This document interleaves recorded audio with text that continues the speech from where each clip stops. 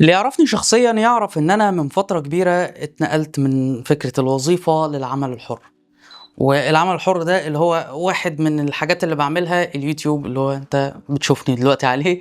ف الفترة دي أو الرحلة دي أنا وقعت في مشاكل كده، ويعني حاجات كتير اكتشفتها ما كنتش شايفها في البداية عن الشغل الحُر أو الfreelance.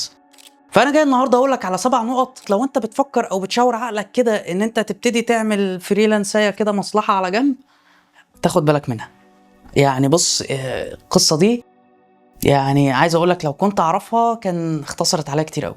إحنا هنتكلّم في ال7 نُقط دول في شكل حدوتة كده عشان ما تزهقش منّي. يعني هاخدك كده إيه، أكننا رايحين الرحلة مع بعض، أكننا ماشيين في الشارع مع بعض. ما تنساش إن أنت تشترك في القناة وتفعل زر الجرس، وهات لك كده قلم وورقة اكتبهم ورايا، يعني صدّقني الفيديو مهم، ففعلًا النُقط دي أنت هتنساها.